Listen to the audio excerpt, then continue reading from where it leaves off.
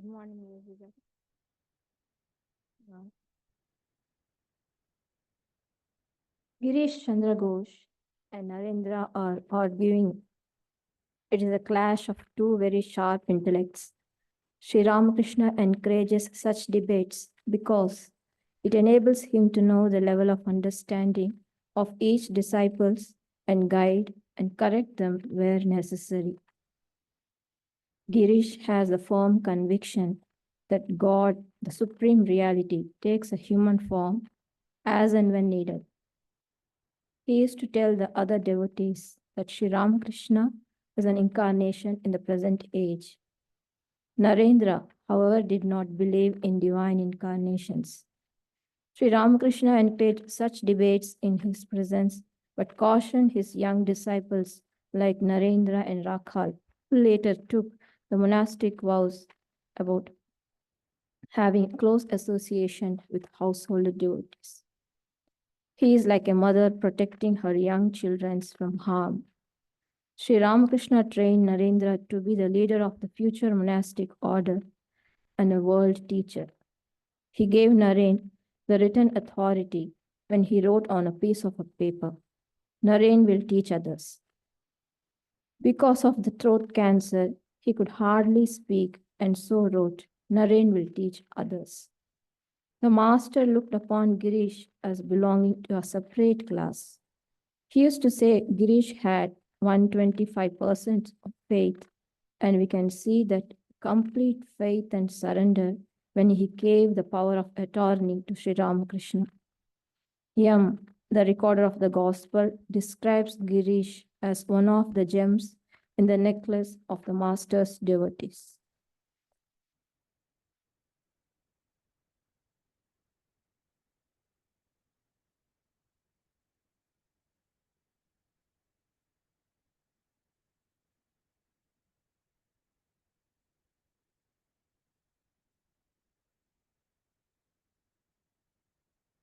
We start the new year, not just new year, but the programs for the new year with the Gospel of Sri Ramakrishna, the Sunday talks. Sri Ramakrishna is the devotees in Calcutta. He is at the house of Balaram Bose, and many devotees have come. They sit there with him. Om Tavakathamritam Tapta Jivanam Kavibhiredidam Kalmashapaham Shravanamangalam Srimadatam Ubigrinandiye Purita Janaha. O Lord, your words like sweet nectar refresh the afflicted. Your words, which poets have sung in verses, vanquish the sins of the worldly. Blessed are they who hear of you, and blessed indeed are they who speak of you. How great is their reward. This is a verse from the Bhagavatam. It's a praise, a prayer of the gopis to Sri Krishna. And Yam, the recorder of the gospel, has put it in the beginning as a, what to say, and introducing the gospel. So that when we start the gospel, we always chant this verse. Now, there are many devotees sitting there. Suresh, Yam is a recorder, Girish Chandra Ghosh, and many of the mothers are there. So Girish is telling Sri Ramakrishna, well, sir, I didn't have any education during my boyhood. Still, people say I'm a learned man. So Girish is accepting the fact because he didn't, as a young man, he didn't like any discipline. So didn't go have good education also. But he's saying now that still people say I'm a learned man. Sri Ramakrishna wanted to show the hollowness of book learning in the spiritual field. In spiritual life, mere book learning has no value. To show that he's saying, Sri Ramakrishna is referring to Mahimacharya. Mahimadaran has studied, Master, Mahimadaran has studied many scriptures, a big man. To M, isn't that so? M, yes, sir. Mahimadaran used to, we can see in the gospel, he comes and visits Sri Ramakrishna, and he has a big library. And Narendra once, he says he went to visit Mahimadaran, and seeing the big library, so many books, he took a book and turned the pages. The pages have not been cut. And you ask Mahimadaran, have you read all these books? Yes. Oh, then he looked other books. There are many books, most of the books, the pages haven't been cut even, some of them.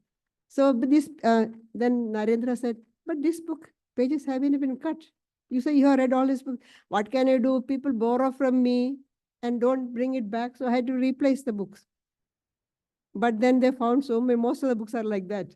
He wanted to show off. That's why Sri Ramakrishna is saying that.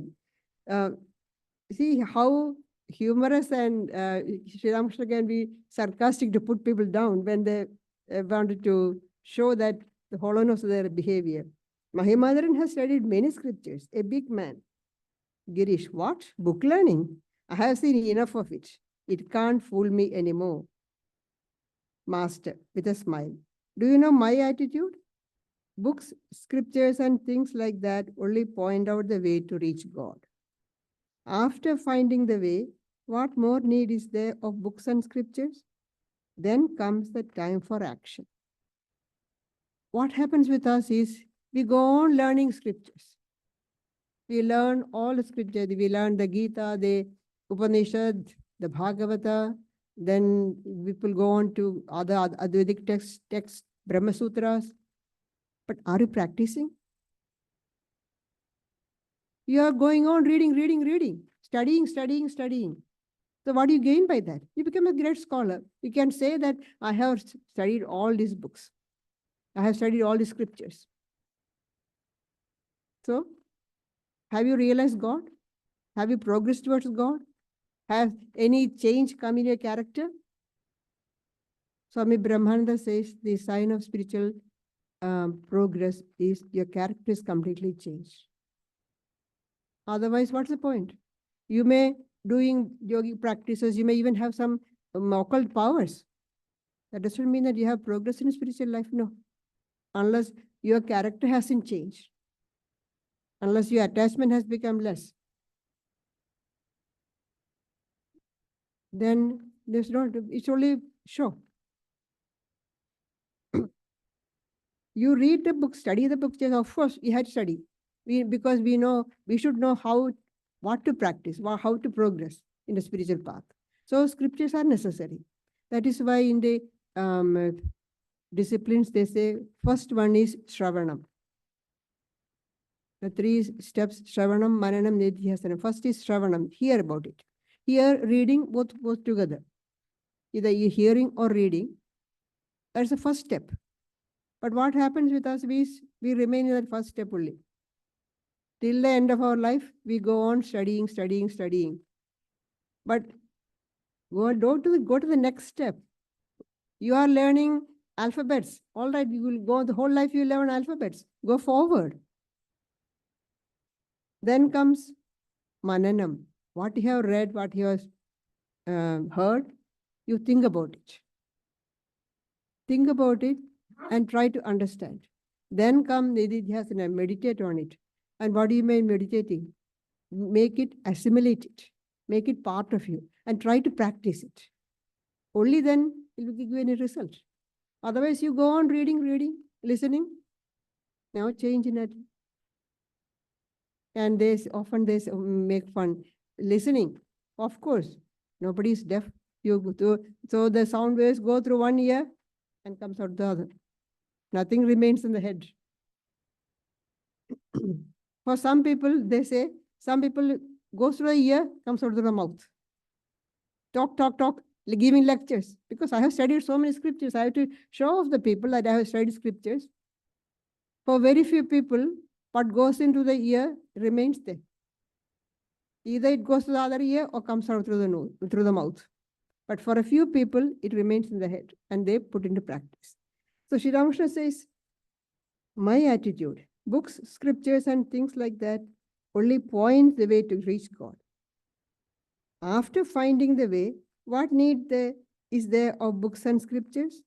Then comes the time for action. That is why in Vedanta they say Veda becomes Aveda.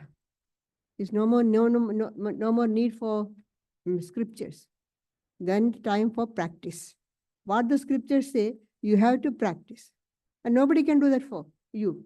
We have to do ourselves. No guide, no teacher, no guru can do the practice. We have to do the practice. Suppose you are sick, the doctor prescribes the medicine, and you say, I don't want to take the medicine. Let my sister, my brother, my husband, wife, children take the medicine. Will I be cured? I have to take the medicine. We have to do the practice. Nobody can do that for us. Now, to show the need of practice, Sri Ramakrishna gives an example. A man received a letter from home informing him that certain presents were to be sent to his relatives. The names of the articles were given in the letter. As he was about to go shopping for them, he found that the letter was missing, and he couldn't remember what was written in the letter. He began anxiously to search for it, several others joining in the search. For a long time, they continued to search. When at last the letter was discovered, his joy knew no bounds. After quite some time spending on searching, they found the letter. With great eagerness, he opened the letter and read it. It said that he was to buy 5 sets of sweets, a piece of cloth, and a few other things. Then he did not need the letter anymore, for it had served its purpose. Putting it aside, he went about to buy the things. How long is such a letter necessary? As long as its contents are not known. When its contents are known, one proceeds to carry out the directions. Now, if the man sits and go on reading the letter, instead of going and buying the things, is there any result? That's what we are doing. We are going on reading the letter instead of going and buying the things. What is asked, they are asked to buy it. Swami Vivekananda says, too much study makes a man a learned fool. You're a learned person, but a learned fool. Because a wise person will practice, put into practice those teachings. And Shankaracharya says, interpreting words in different ways. In Sanskrit especially, the scholars, Sanskrit scholars, they can take one word and go on debating it for hours together, days together. And they get great joy. But is it of any use in the spiritual life? People will say, oh, so and such a great scholar. How wonderfully he is arguing or she is arguing, debating. But have you progressed in spiritual life in any way at all? That's why Shankaracharya says it's for the enjoyment of the scholar, not for freedom, not for liberation. It may bring name, fame, lot of wealth, but absolutely no value in spiritual life. Rather, it becomes a hindrance because I become so proud. See, so many people are respecting me. Everybody is saying I'm a great scholar. Look at my name, how famous I am, how much wealth I got. So proud. I become so proud, pride, arrogance, all that comes. So they are all hindrance to spiritual path. In the scriptures, you will find the way to realize God. But after getting all the information about the path, you must begin to work. Only then can you attain your goal. What will it avail a man to have mere scholarship? A Pandit may have studied many scriptures. He may recite many sacred texts. But if he is still attached to the world, and if inwardly he loves woman and gold, then he has not assimilated the contents of the scriptures. For such a man, the study of scripture is futile. The aim of the scripture study of scripture is realize God. And to realize God, we must reduce our attachment. As long as we have got attachment, strong attachment, we cannot go towards God. Because the attachment to the things of the world are pulling us. Sri Ramakrishna gives a story of, or the example of the mongoose. Some naughty children tied a brick to the tail of the mongoose. Now, the mongoose climbs and sits in its hole on the top of the wall. But the weight of the brick pulls it down. It goes, the weight pulls it down. It has to come out. So we are, with our spiritual, we have whatever little practice that we are doing, maybe taking one step forward, but the attachment to things of the world pulls us back 2 steps. So to progress in spiritual life, we have to get rid of attachment, reduce our attachment.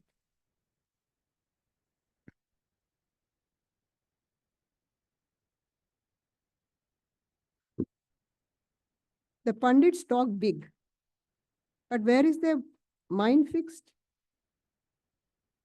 On creature comforts and money. The vulture soars very high in the sky, but its eyes are fixed on a charnel pit. See, Sri Ramakrishna uses very strong language. He is comparing the scholars without discrimination and dispassion to vultures. Vulture soars very high, flies very high in the sky, but it's looking where is some dead bodies so that it can eat. The vulture soars very high in the sky, but its eyes are fixed on a charnel pit. It's continually looking for charnel pits, carcasses, and dead bodies. To Girish, Narendra is a boy of very high order. He excels in everything, vocal and instrumental music and studies. Again, he has control of his sense organs. He is truthful and has discrimination and dispassion. So many virtues in one person. To M, what do you say? Isn't he unusually good? M, yes, sir, he is. Sri Ramakrishna would not stop or enough of words to praise Narendra. When Brahma Samaj devotee people are there, then he will say, if Keshav, the leader of the Brahma Samaj, is a 16-petal lotus, my Narendra is a 1,000-petal lotus. Narendra used to feel embarrassed. Keshav is such a famous person, great orator. He is the idol of all the educated people of Calcutta. He has even had an audience with Queen Victoria. And who is Narendra? Nobody knows. He's a college student. And Sri Ramakrishna is saying, if Keshav is a 16-petal lotus, my Narendra is a 1,000-petal lotus. But that showed later how he is. So Sri Ramakrishna is saying here, he excels in everything, vocal and instrumental music and studies. Again, he has control over his sense organs. He has full control over senses. He is truthful and has discrimination and dispassion. Truthfulness is the austerity for this age, Sri Ramakrishna says. If you are truthful in thought, word, and deed, what you think, you speak, you act the same way. Through truthfulness in thought, word, and deed, they say, if you can practice for 12 years, you get special spiritual power. Complete truthfulness in thought, word, and deed. We are not truthful. Even say, when you may say, oh, we don't tell lies. But sometimes we say in jokes, fun. That's enough for Sri Ramakrishna. One day, one of his disciples came, Rakhal. Sri Ramakrishna asked, why is that I can't look at you? Did you do something wrong? Well, as far as Rakhal is concerned, doing something wrong is with, what's that? Stealing, adultery, all these are wrong things. He said, no. But why is that I can't look at you? Did you tell something a lie? Then he remembered The previous day, with some friends, he was joking and he said something in fun. That's enough? No. It will be completely truthful in thought, word, and deed. And that here, Sri Ramakrishna is telling about Narendra. He is truthful. He is truthful and has discrimination and dispassion. So many virtues in one person. Master SITM. He, meaning Girish, has great earnestness and faith. That is another quality, a quality of Girish Chandra Ghosh. Great earnestness and faith. Yam looked at Girish and marveled at his tremendous faith. Girish had been coming to Sri Ramakrishna only a short time and had already recognized his spiritual power. To Yam, he seemed a familiar friend and kinsman, related to him by the strong bond of spirituality. Girish was one of the gems in the necklace of the master's devotees. That's Sri Ramakrishna used to say, as we heard Nityatmaprana in the introduction saying, Girish has 125% faith. His faith, nobody can beat him in his faith. And great earnestness. Narayan asked the master whether he would sing. Sri Ramakrishna sang to the Divine Mother. See, Narayan was one of the young disciples, young devotees, and Sri Ramakrishna is ready to comply because devotional singing, especially in the presence of Sri Ramakrishna, him singing, it will really raise the mind of the people. So the song goes like this: Cherish my precious Mother Shyama tenderly within, O mind. May you and I alone behold her, letting no one else intrude. O mind, in solitude enjoy her, keeping the passions all outside. Take but the tongue, that now and then it may cry out, O Mother, Mother. The devotees listen, then other two more songs are there. The devotees listen to the songs in deep silence. After a few moments, Sri Ramakrishna said, I have a slight cold, so couldn't sing well. Gradually it became dusk. The shadow of the evening fell on Calcutta. For the moment, the noise of the busy metropolis was stilled. Gongs and conch shells proclaimed the evening worship in many Hindu homes. See, when the junction of the day and night, evening, and early morning, the junction of the night and day, they say they are most suitable for spiritual practices.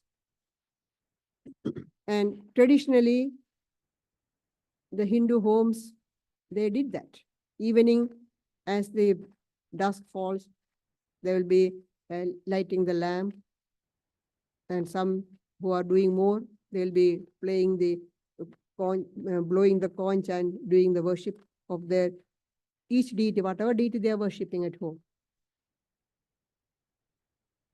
Devotees of God set aside their worldly duties and turned their minds to prayer and meditation.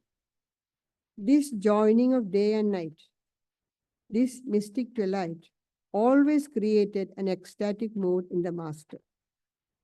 The devotee seated in the room looked at Sri Ramakrishna as he began to chant the sweet name of Divine Mother. He chanted the name of Divine Mother, his Kali, Divine Mother Kali. After chanting, he began to pray.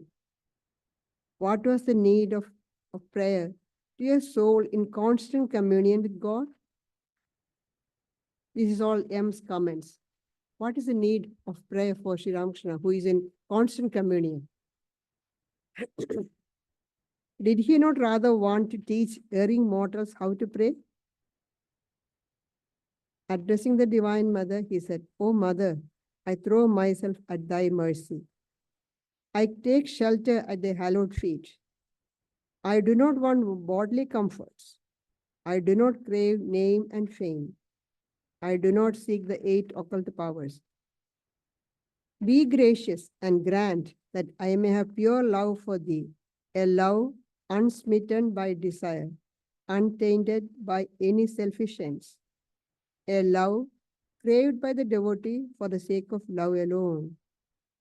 And grant me the favor, O Mother, that I may not be deluded by thy world bewitching Maya, that I may never be attached to the world. O Mother, there is no one but thee whom I may call my own. Mother, I do not know how to worship. I am without austerity. I have neither devotion nor knowledge. Be gracious, Mother, and out of thy infinite mercy, grant me love for thy lotus feet. This is a prayer Sri Ramakrishna is doing. It's not for his sake, because he is always in communion with Divine Mother. He is teaching us how to pray, just like Jesus Christ taught the people, our Father which art in heaven, hallowed be thy name, the Lord's Prayer. He taught. If God does not teach, great teachers does not teach us, how do we know how to pray to God? We pray for simple little things. Oh, I should have good health. I should get a good job. My illness will be healed. These are not the real prayer. We can pray, of course, we can pray for that. But the real prayer for love, to have love for God. That's what Sri Ramakrishna is praying to teach us. See, when we read this, at least one sentence we remember. Mother, please. Mother of God, whatever form you would like to, may I have pure love for you. And another prayer is, please don't delude me by your Maya. Shri Krishna says in the Gita, Mama Maya Duratya, my Maya is very hard to cross over. Everybody is caught in that. The only way to get over Maya is take shelter in God. Pray to God to help you out of Maya, not to delude us by Maya. O Mother, I throw myself at thy mercy. I take shelter at thy hallowed feet. If we can remember just at least one sentence from here, it will be good. I do not want worldly comforts. I do not crave name and fame. I do not seek the 8 occult powers. Be gracious and grant that I may have pure love for thee. And also grant the favor, Mother, that I may not be deluded by thy world bewitching Maya. There, O Mother, there is no one but thee whom I may call my own. We say, how can Sri Ramakrishna say there is no one but thee, no one but God? We have got our family. But when we came in this world, before we came to the world, we didn't have any family. And when we leave the world, we won't have any family. But God is there with us all the time. We think that we have got a family because we identify ourselves with the body. The family is for the body. But we were there before we got the body, and we will be there once the body is gone. Still, we will be there. The soul will be there. And who is the support? God. God is the only one. There is no one but thee whom I may call my own. Mother, I do not know how to worship. I am without austerity. I have neither devotion nor knowledge. Be gracious, Mother, and out of thy infinite mercy, grant me love for thy lotus feet. Every word of this prayer, uttered from the depth of his soul, stirred the minds of the devotees. The melody of his voice and childlike simplicity of his face touched their hearts very deeply. Girish invited the master to his house, saying that he must go there that very night. Now, Girish's house is very close to Balram's house. Just few minutes walk. So Girish is inviting Sri Ramakrishna to go there. Master, don't you think it will be late? It's already at night. Girish, no, sir. You may return anytime you like. I shall have to go to the theater tonight to settle a quarrel there. Now, Girish's house is close by, and he is saying, you just come. You can come back anytime. Not that you have to stay for a long time, because I also got some other work to do. I had to go to the theater because he he owns the Star Theatre and to settle a quarrel there. It was 9 o'clock in the evening when the master was ready to start for Girish's house. Since Balaram had prepared supper for him, Sri Ramakrishna said to Balaram, "Please send the food you have prepared for me to Girish's. I shall enjoy it there." He did not want to hurt Balaram's feelings. Balaram's house is the only place where Sri Ramakrishna had cooked food. Other things, they're very particular about eating rice. Snacks, sweets, fruits, they eat anyway from devotees. But cooked rice, they're very particular. And Balaram's house was the only one because Sri Ramakrishna said Balaram's food is pure and he had worship of Jagannath. So Balaram has prepared dinner for him. Sri Ramakrishna said, "Send it to Girish's. I'll have it there." As the master was coming down from the second floor of Balaram's house, he became filled with divine ecstasy. He looked as if he were drunk. Narayan and Yam were by his side. A little behind came Ram, Chuni, and other devotees. They all coming together, coming down the steps, and Sri Ramakrishna became overwhelmed with divine ecstasy. No sooner did he reach the ground floor than he became totally overwhelmed. Narayan came forward to hold him by the hand, lest he should miss his footing and fall. The master expressed annoyance at this. A few minutes later, he said to Narayan affectionately, "If you hold me by the hand, people may think I am drunk. I shall walk by myself." There are many times people think he is drunk because he is tottering. He can't walk properly. He's tottering on his feet, legs. So must be drunk. And one man who came to Sri Ramakrishna in Dakshineshwar, he asked, "Can you give me some wine?" Sri Ramakrishna said, "But wine I give you, if you drink, you'll be completely overwhelmed. Is it foreign wine?" He said, "No, it's spiritual wine." And his touch changed the man completely. And when he came, Sri Ramakrishna made a comment, "Oh, the rascal has come after torturing his wife for 12 years. Nobody understood what he meant. Because many years ago, a lady came to Sri Ramakrishna talking about and complained about her husband, how he is addicted to alcohol and going after women, to do something for her, help her. Sri Ramakrishna said, "I don't know. There's a lady in that room. Go to her," referring to Holy Mother in Allahabad. So the poor lady in her desperation went to Holy Mother. Holy Mother said, "My child, I don't know anything. Go to him. He is the one who knows everything." Again, Sri Ramakrishna sent her back. 3 times the lady had to go up and down. In the end, Holy Mother took pity on her, gave her a flower, and told her, "Keep it under your pillow and pray. God will help you." And then after 12 years later, this man has come, the husband. And Sri Ramakrishna commented, after 12 years, he's coming. And he's asking for wine, first thing. "If you hold me by the hand, people may think I am drunk. I shall walk by myself." Girish's house was not far away. The master passed the crossing at Bospara Lane. Suddenly, he began to walk faster. See, Girish, with all his faults, he proclaimed himself, or he's used to boast himself as a Bohemian. If you look at a description of Girish in any of the books on the disciples of Sri Ramakrishna, the first sentence will be, "He is a Bohemian."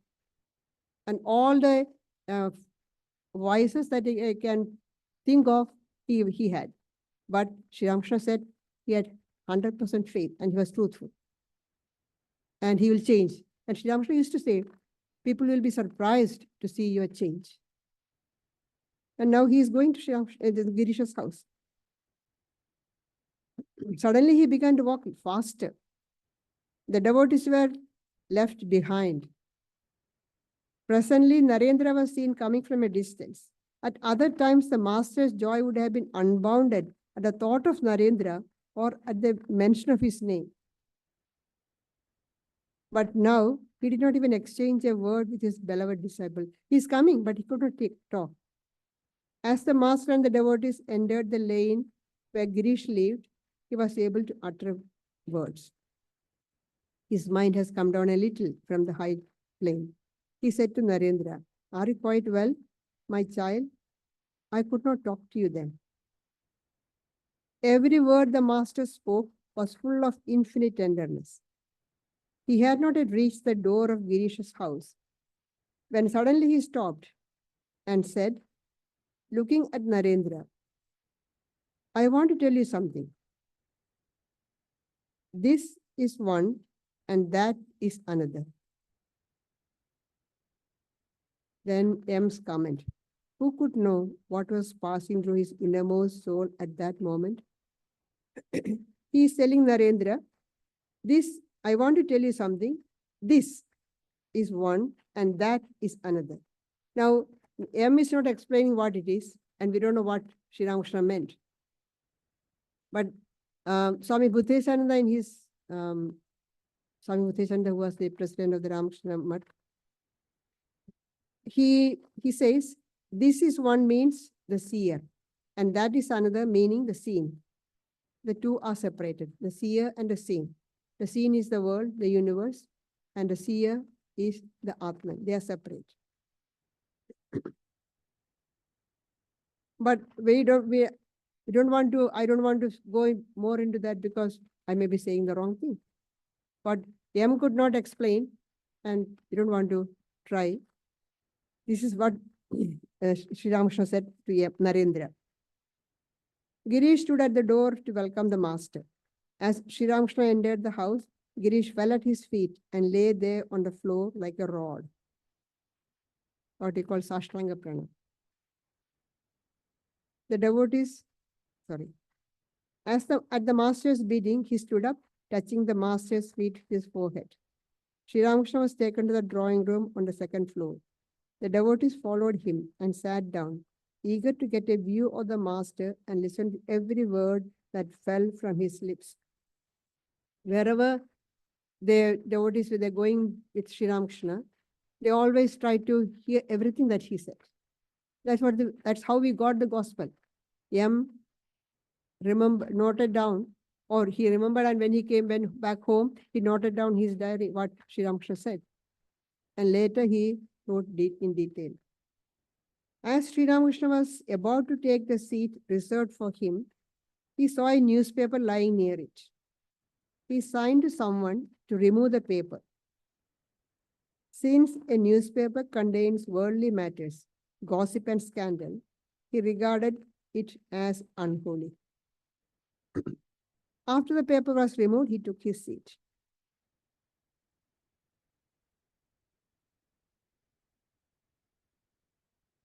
Many of the devotees were in the room. Narendra, Girish,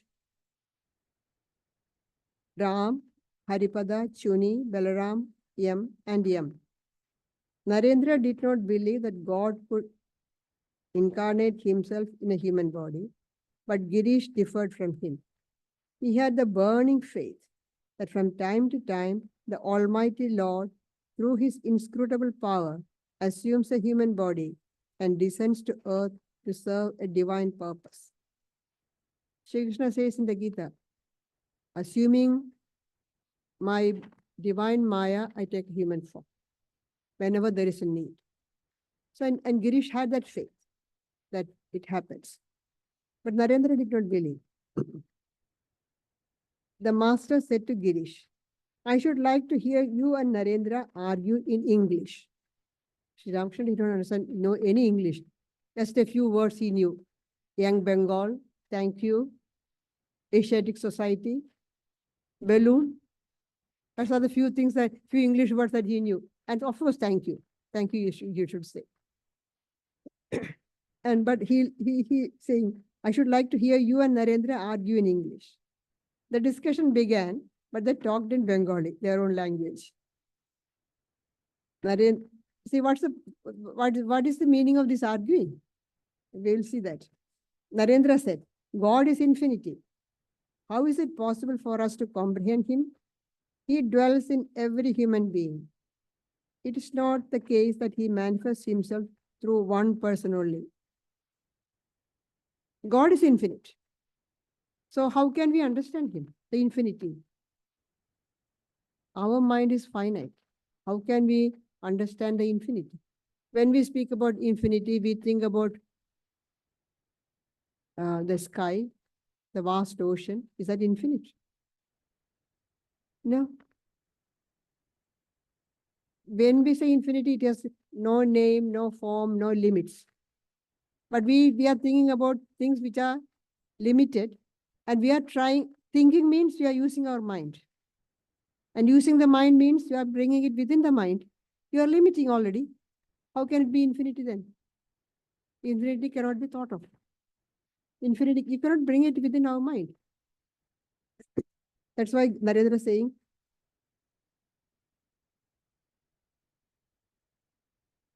how is it possible for us to comprehend him? He dwells in every human being. Now, since he is infinity, he is all-pervading, he is in every human being. Not that he is present in one particular person.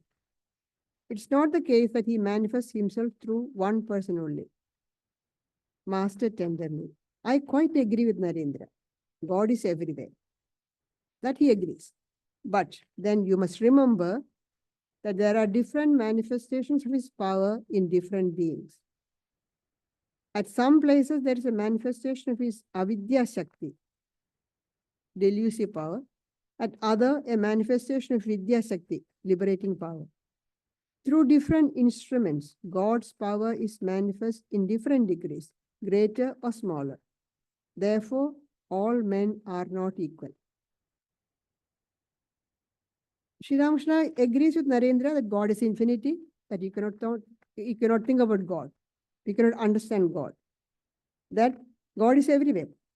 But then, what's the difference? There is a difference in manifestation. In some places, it's greater manifestation, in some places, lesser manifestation. Otherwise, what's the difference between a human being and an animal? An animal and a plant, a tree. And what's the difference between different human beings? Some are really brute, cruel. Some are compassionate, loving, caring for others. What's the difference? What makes the difference? The difference in the manifestation of that divinity within. That's the only difference. For example, if you say God is present everywhere, the infinity is everywhere. This table, wood, the chair, it's everywhere. Infinity is, the Brahman is in everything. But can we see the Brahman? You say, or if you take crush olives, we get olive oil. You take some pebbles, crush them, did you get, do we get oil? But if you think from the highest standpoint, the divine, or the Brahman is present in both the pebble and the olive. Different, you can get different things. From the relative standpoint, there is difference. Difference in the manifestation. At some places, there is a manifestation of his avidya shakti. And some places, there's a manifestation of vidya shakti. Through different instruments, God's power is manifest in different degree, greater or smaller. Therefore, all men are not equal. We cannot deny there is difference, but the difference is because the difference in manifestation. Now, Ram doesn't like these arguments. Ramchandra. Ram, what's the use of these futile arguments? Master sharply, no, there is a meaning in all this. See, when they argue, when they debate, Sri Ramakrishna get a clear understanding how much that particular person knows. Like here, Narendra said, God dwells in all beings, that so he cannot be manifesting more in only in one person. Sri Ramakrishna is correcting that. No, God is present, but his manifestation is different. In some greater manifestation, say holy man, holy person, greater manifestation, and divine incarnation, still greater manifestation. He can correct them and give further guidance. That's why he likes to have this argument. You can see later when he was in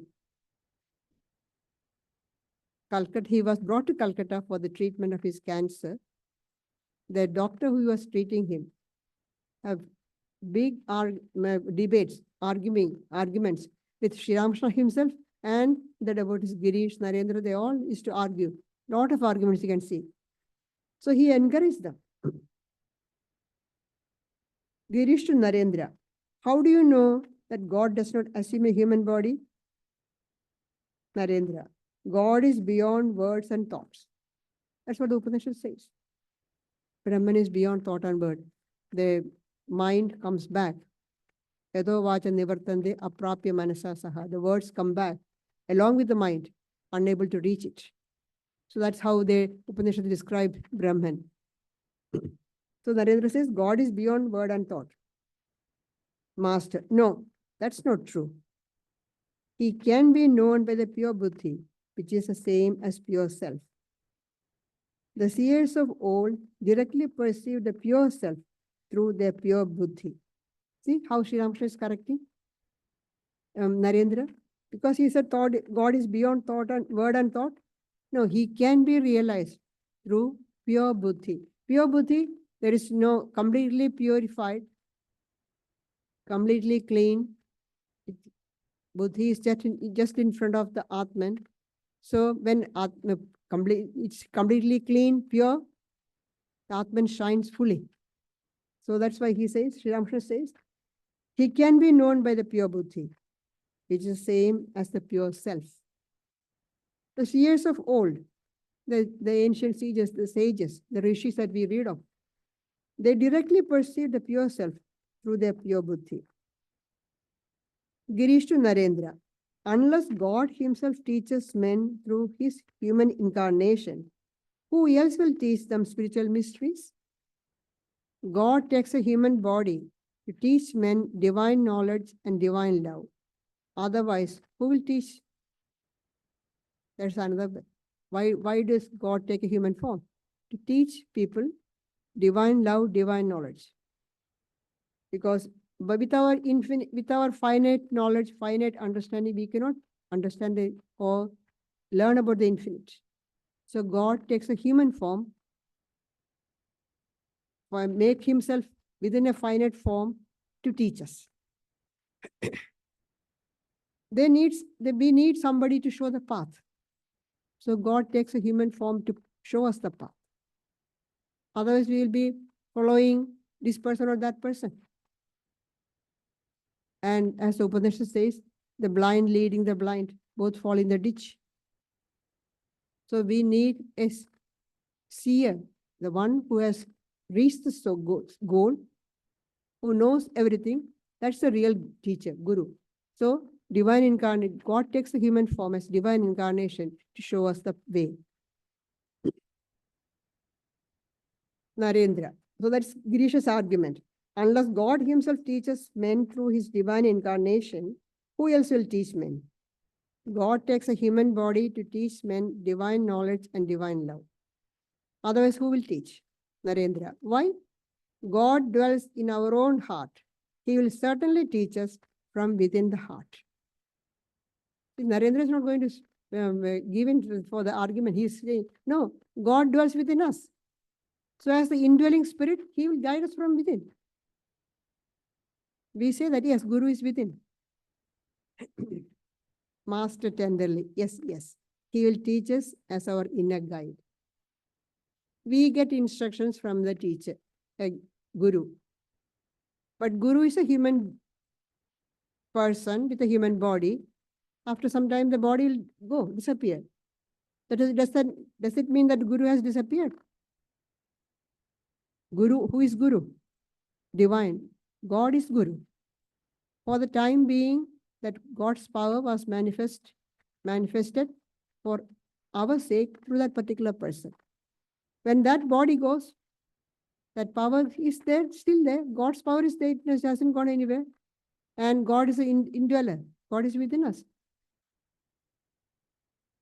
The kingdom of God is within us. So no, don't have to go anywhere else. Just turn within and we can get all the guidance. So that's why Narendra says, why?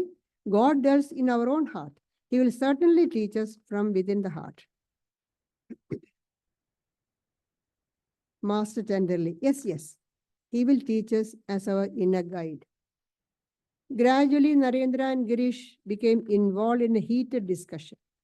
If God is infinity, how can he have parts? What did Hamilton say? What were the views of Herbert Spencer, of Tyndall, of Huxley, and so forth and so on? Because they all had learned Western philosophy. And so from the discussion, the debate went on to the view of the Western philosophers. Master TM, I don't enjoy these discussions. Why should I argue at all? I clearly see that God is everything. He himself has become all. I see that whatever is God. He is everything. Again, he is beyond everything. I come to a state in which my mind and intellect merge in the indivisible.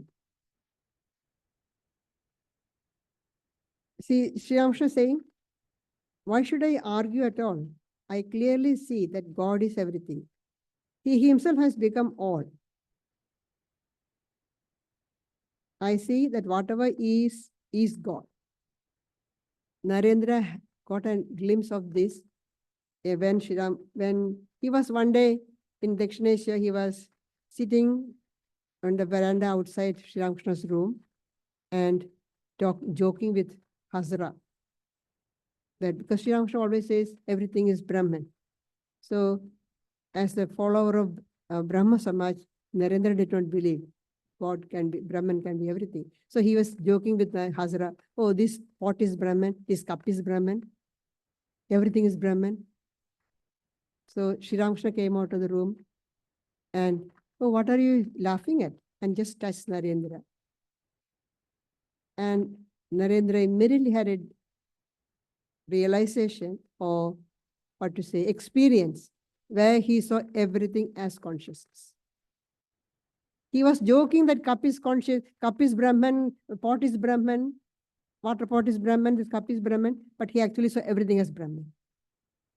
After some time, he went back home to Calcutta. There also he's saying everything is consciousness.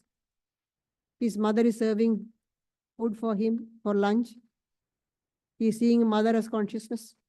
The food that is served on the leaf as consciousness. Everything is consciousness. Day and night, there's no difference. Everything is consciousness. That state, he was in that state for a few days. And after a week, the intensity reduced. And he started seeing everything as though in a dream. It's not real, dream. He was walking along the street. The horse carriage is coming. He didn't feel like moving out of the way because it's a dream. And he walking along a wall, railing, and he hit his head on the iron railing to see whether it is real or he is dreaming. It took almost two weeks for that experience to get over that experience. Then he realized this is an Advaitic experience where he's everything as Brahman. Sri Ramakrishna has that experience all the time. So he's saying, why should I argue at all? I clearly see that everything is God. He himself has become all. I see that whatever is God. He is everything. And again, he is beyond everything. He is everything, but don't confine him within the universe. He is beyond everything. The Shirashara Upanishad says, Sabhumim Vishwadavrta Atyatishta Deshangula. He is beyond everything by 10 finger span. Of who? That divine person. It's very small is manifested as the universe, and major part is unmanifested. So I see that whatever is God, He is everything, and again He is beyond everything. We'll stop here. We continue. This the chapter continues. Sri Ramakrishna is talking, and Narendra and Girish are having the debate. We'll continue next month.